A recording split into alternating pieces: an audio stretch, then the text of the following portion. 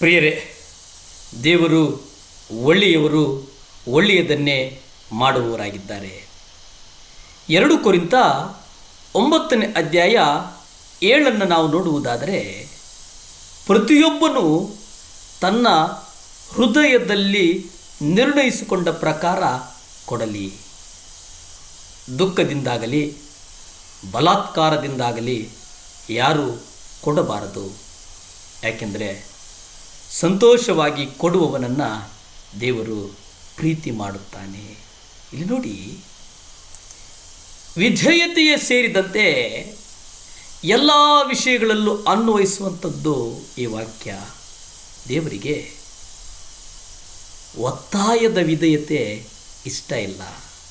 ಇನ್ಯಾರೋ ಹೇಳಿ ಸಭೆಗೆ ಪ್ರತಿದಿನ ಕರೆದುಕೊಂಡು ಬರುವಂಥದ್ದಿದೆಯಲ್ಲ, ಅದು ದೇವರಿಗೆ ಇಷ್ಟ ಇಲ್ಲ. ಪ್ರಿಯರೇ,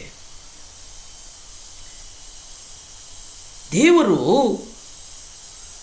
ವಿಧೇಯತೆಗೆ ಪ್ರಮುಖವಾದಂಥ ಆ ವಾಗ್ದಾನಗಳನ್ನು ಕೊಡ್ತಾನೆ. ಇವು ನೋಡಿ, ಮನಸ್ಸು ಅನ್ನುವಂಥದ್ದನ್ನು ನಾವು ಅನೇಕ ಸಂದರ್ಭಗಳಲ್ಲಿ ಗ್ರಹಿಸಿಕೊಳ್ಳುವುದಕ್ಕೆ ಸಾಧ್ಯ ಇಲ್ಲ. ಮನಸ್ಸು ಮತ್ತು ಆತ್ಮ, ವಿಶ್ವಾಸ ಮತ್ತು ನಂಬಿಕೆ, ಇವೆಲ್ಲವನ್ನು ಗ್ರಹಿಸಿಕೊಳ್ಳುವಂಥದ್ದು ಭಾಳ ಕಷ್ಟ. ಇಲ್ಲಿ ನೋಡಿ, ಪಾಪ ಕ್ಷಮಾಪಣೆ ದೇವರ ಒಂದು ಆಶ್ಚರ್ಯಕರವಾದಂಥ, ಒಂದು ಉಚಿತವಾದಂಥ ಒಂದು ಕೊಡುಗೆಯಾಗಿದೆ ಎನ್ನುವಂಥದ್ದನ್ನು ನಾವು ಮರೆತು ಬಿಡುತ್ತೇವೆ. ಆದರೆ ಒಬ್ಬ ವ್ಯಕ್ತಿ ಅದನ್ನು ಬಲವಂತವಾಗಿ ನೀಡಿದರೆ ಈ ಲೋಕದಲ್ಲಿ ಪ್ರತಿಯೊಬ್ಬನು ಕ್ಷಮಿಸಲ್ಪಡ್ತಾ ಇದ್ದನು ಮತ್ತು ಪ್ರತಿಯೊಬ್ಬನು ರಕ್ಷಿಸಲ್ಪಡ್ತಾ ಇದ್ದನು ಅನ್ನುವಂಥದ್ದನ್ನು ನೀವು ಗ್ರಹಿಸಬೇಕಾಗ್ತದೆ. ಪವಿತ್ರಾತ್ಮವನ್ನು ತುಂಬಿಸುವಿಕೆ ಅದೇ ರೀತಿಯಾಗಿದೆ.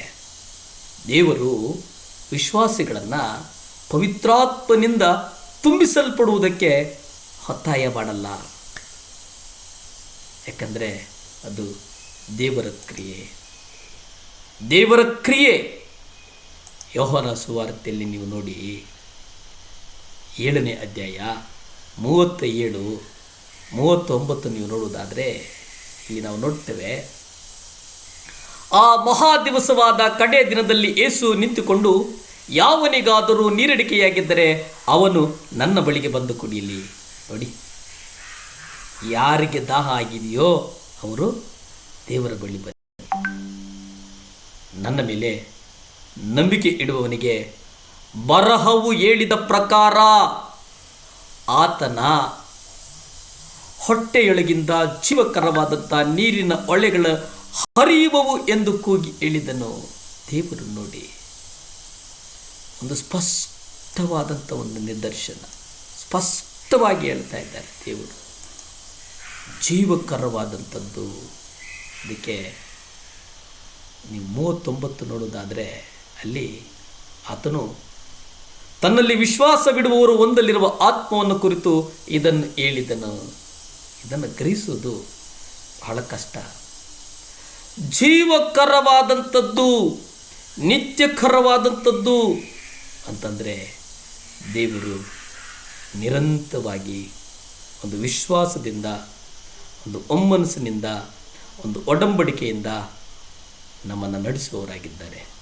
ಪ್ರಾರ್ಥನೆ ಮಾಡಿಕೊಳ್ಳುವ, ಭೂಮಿ ಆಕಾಶಗಳನ್ನು ಉಂಟು ಮಾಡಿದಂಥ ಸರ್ವಶಕ್ತನಾದಂಥ ದೇವರೇ ಸ್ತೋತ್ರಪ್ಪ. ಅಪ್ಪ, ಒಪ್ಪಿಸ್ಕೊಡ್ತೇವಯ್ಯ. ಮುಂಜಾನೆ ಸಮಯದಲ್ಲಿ ದೇವರೇ, ವಿಶೇಷವಾಗಿ ಸ್ವಾಮಿ ಪ್ರಾರಂಭದಲ್ಲಿ ದೇವರೇ ನೀವು ಕೊಟ್ಟಂಥ ವಾಗ್ದಾನಗಳಿಗಾಗಿ ಸ್ತೋತ್ರ ಸ್ವಾಮಿ. ಅಪ್ಪ, ನಿಮ್ಮ ವಾಗ್ದಾನಗಳನ್ನು ನಮ್ಮ ಕುಟುಂಬಗಳಲ್ಲಿ ನಡೆಸಯ್ಯ.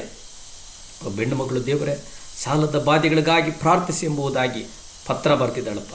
ಆ ಹೆಣ್ಣು ಮಗಳಿಗಾಗಿ, ಆಮೇಲೆ ಯಾರ್ಯಾರು ಸಾಲದ ಬಾಧೆಗಳಲ್ಲಿ ನಡೀತಾ ಇದ್ದಾರೋ ಅವ್ರಿಗಾಗಿ ಪ್ರಾರ್ಥಿಸ್ತೇನೆ ಸ್ವಾಮಿ. ನೀವು ಹೇಳಿದಿರಲ್ಲಪ್ಪ, ನನ್ನ ಸಹಾಯವು ಎಲ್ಲಿಂದ ಬರುವುದು? ನನ್ನ ಸಹಾಯವು ಭೂಮಿ ಆಕಾಶಗಳನ್ನು ಉಂಟು ಮಾಡಿದಂಥ ಯೆಹೋವನಿಂದಲೇ ಬರುವುದು ಅಂತ ಹೇಳಿದಂಥ ದೇವರೇ, ಸಹಾಯ ಮಾಡಪ್ಪ, ಸಹಾಯ ಮಾಡಪ್ಪ, ಸಹಾಯ ಮಾಡಪ್ಪ. ಯೇಸು ಕ್ರಿಸ್ತನ ಅಧಿಕಾರದ ನಾಮದಲ್ಲಿ ಸಾಲಗಳು ನಿಗಲ್ಪಡಲಿ ಸ್ವಾಮಿ. ಸ್ತುತಿ, ಘನ, ಮಾನ, ಮಹಿಮೆ ನಿಮ್ಮೊಬ್ಬರಿಗೆ ಸಲ್ಲಿ ತಂದೆ. ಆಮೇನ್. ಆಮೇನ್ ಆಮೇನ್. ದೇವರು ಒಳ್ಳೆಯವರು, ಒಳ್ಳೆಯದನ್ನೇ ಮಾಡುವವರಾಗಿದ್ದಾರೆ.